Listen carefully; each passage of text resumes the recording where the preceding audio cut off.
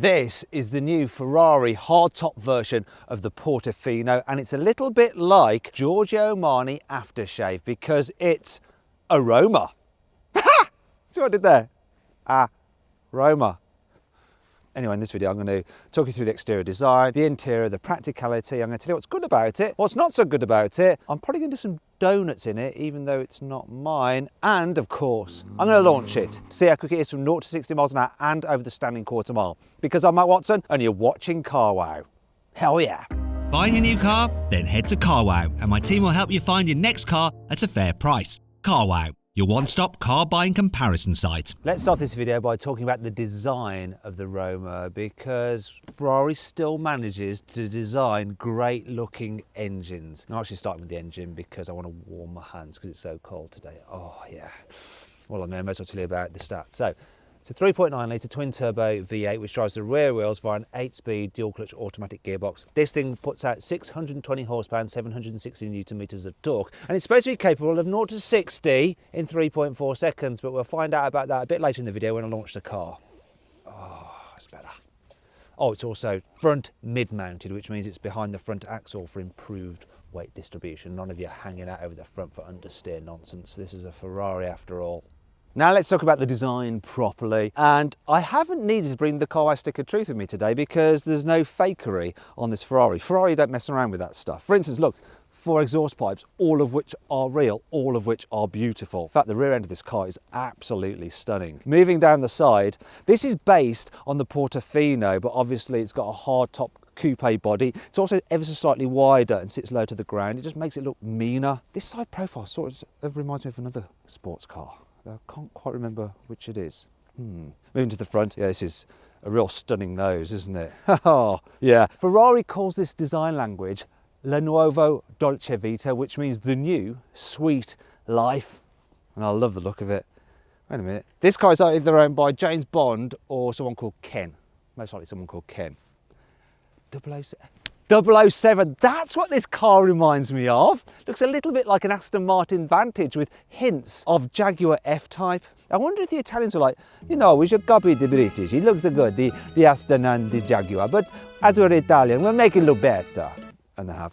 Now let's talk about the price. So the Ferrari Roma starts at £171,000. However, if you've just bought one and you want to sell it, you can now sell it for £200,000. Such is the case with used cars, fetching a lot more money than they used to because of the chip shortage. So does the Roma feel like a car that's worth £171,000? Well, I have to say, here on the inside, yes, it does. So the design is really nice. Quality feels good. It feels very sporty as well. I love the steering wheel. Carbon fibre on this one with shift up lights, big carbon fibre gear shift paddles. You've also got a huge digital driver's display. It's nice and clear. However, it's not the easiest to use and it is a little bit slow to respond and laggy. Yeah, they should have put a better processor chip in this because that's not as fast as a car that is as fast as this deserves. You've also got the central infotainment screen here as well, which does your climate and your audio and your sat nav. I quite like the design of that. It's big enough, but one thing that I'm really not happy about, these touch sensitive buttons here. Now it's a bit like what Mercedes do in the S-Class, but you know, Mercedes can't get it right. So do you think Ferrari are going to be able to? No, they're even worse than in the Mercedes. Oh well. I do like this though. The gear selector here, it's sort of like an open manual gate. It's a real nod to that. It's very, very nice. Seats are good as well, as is the seating position. A Ferrari always nails that. What they don't nail is this, look. Look at the quality of that. Look at that. 171 grand starting. Still.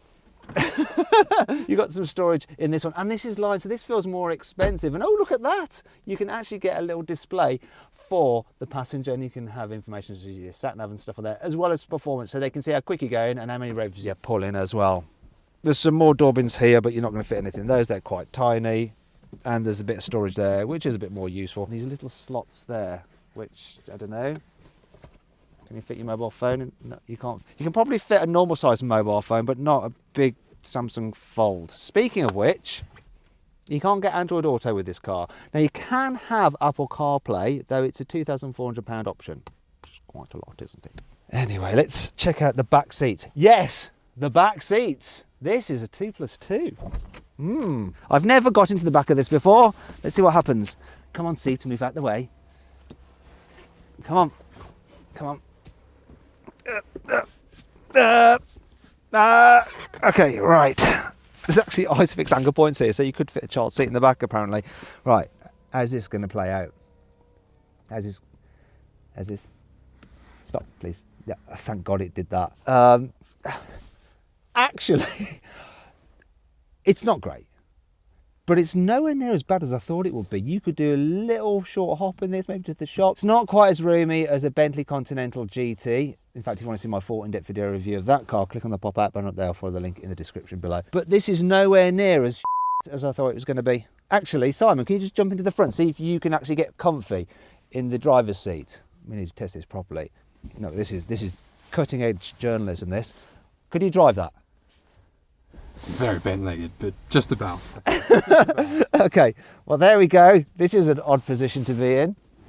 Let's talk about the boot. These kind of cars don't have very big boots, but this one isn't too bad. 272 litres, which is about the same as a city car, but it's better than you get with an Aston Martin DB11 or a Porsche 911 Turbo, because obviously that's just got like that front boot. Look, there's no load lip either, so you can slide things in and out. Oh, practicality in the Ferrari. And look, tie down points. Yay.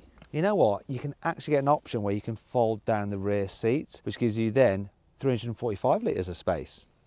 But you have to tick it when you're buying the car and pay extra. Don't know why it's not standard. It's annoying. In fact, it brings me on to 5 annoying things about this car.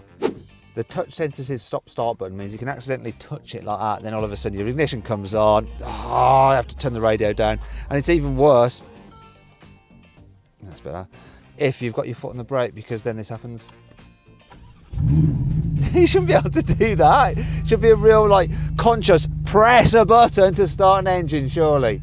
An expensive looking car should have an expensive looking key, and at first glance the Roma's is. Look, it's got this leather rectangle with Roma badge there, but it's just stuck onto this cheap and nasty piece of plastic key. I mean, this is horrendous. It looks like it's come out of a Christmas cracker.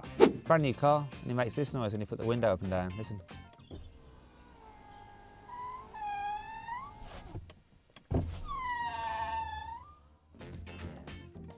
Let's say it's been raining. So rain. Then you open the boot. And just look, can you see it dripping in? See that just dripping in? Oh dear. Oh, wet luggage. The door handles seem like quite a neat idea in the way that they're flush, but then you just push your hand in there to open it. However, if you suddenly go for the door handle without thinking, you can, as I just did, just grab it there, and then your finger now can go underneath that bit, and it just, look, it actually just pushes your fingernail back, and it's like a, I'm just going to stop bleeding, that is. Don't worry, there's still plenty to like about this car. Here's the CarWow 5 core features. I love this little detail, look. When you change the gear selector from manual to automatic, press the button and you get this little red LED light that's almost like a laser going into the letter, causing the letter to change colour. Look, zoom, zoom, zoom. It's just so satisfying. I needed to add my own sound effect. Zoom. While loads of manufacturers have very muted engines with soft limiters and turbochargers just ruining the noise, not with a Ferrari. Go on, start it up. Oh yeah, let's have some revs.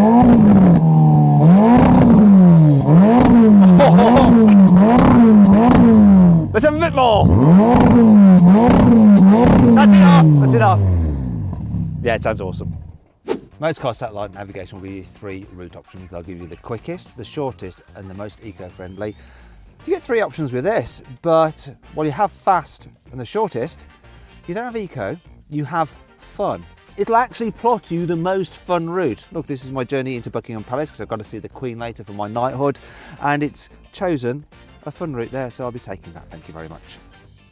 I love the way the car's spoiler has been integrated beautifully into the bodywork. It's so seamless, and when you're going over a certain speed it pops up, and it also acts as an air brake. Sexy lines. In a lot of cars you toggle through the different driving modes, either through a touch screen or some innocuous boring button. On this Ferrari you have something that's called the Manitino switch, and it's lovely anodized metal, and you just rotate it through different modes. We've got wet, comfort, sport and race. Now, race uses a special computer program which controls the car's electronic differential, the brakes and stuff, to allow you to slide without getting into too much trouble. So you can look like a hero even if you're a bit of a zero. If you are a true hero though, you can of course turn the stability all the way off, which means donuts. I fancy some donuts.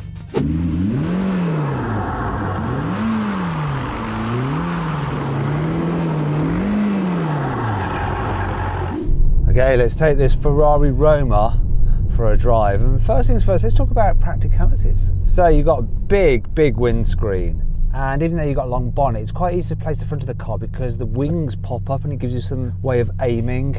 Door mirrors are large as well. And for a sporty car, the view at the back is surprisingly good. The only problem is this big pillar here, which does create quite a blind spot. But enough of that nonsense. Let's go into manual mode, take control and have a proper drive.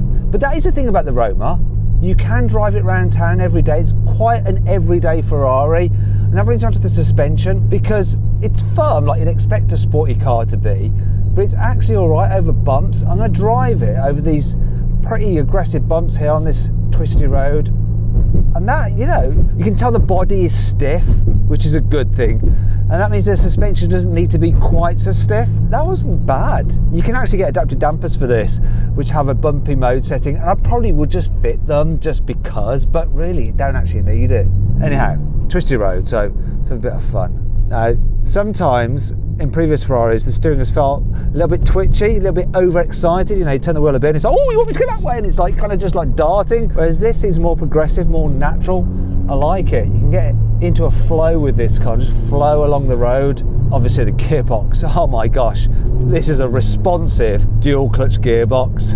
It's good in auto mode, but really you want to drive it in manual, take control. And it helps that the pedals are nice and big because you can always hit the gear change when you want it. Not that you need to change gears loads in this car because the engine is really punchy, really punchy, which is good because that means that you can really control the car on the throttle quite easily. And the body itself, nice and flat in the bends, really trustworthy, plenty of grip as well. And the brakes, carbon ceramics are standard like with every Ferrari, not grabby at all, nice and progressive. They do carbon ceramics so well. All in all, this is a very nice sporty car to drive when you're getting to your destination or you're having to take the motorway. It works well then as well.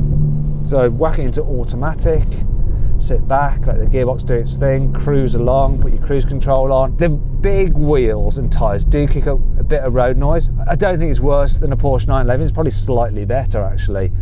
It's not as quiet as a Bentley Continental GT, but then this is sportier feeling. It's lighter as well. It's actually 100 kilos lighter than the Portofino on which it's based, which does make it feel more responsive.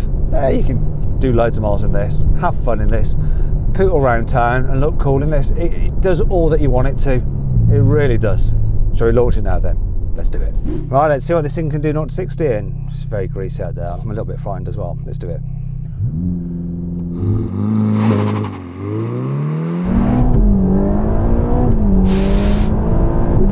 Considering it's skidding around as it is.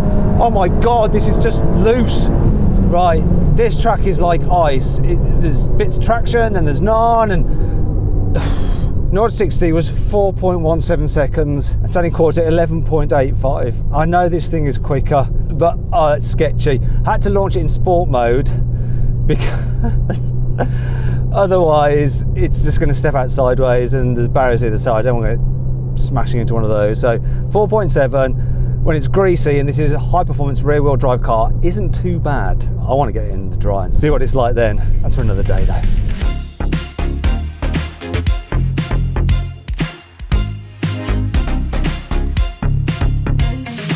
So then, what's my final verdict on the Ferrari Roma? Should you avoid it? Should you consider it? Should you shortlist it? Or should you just go right ahead and buy it?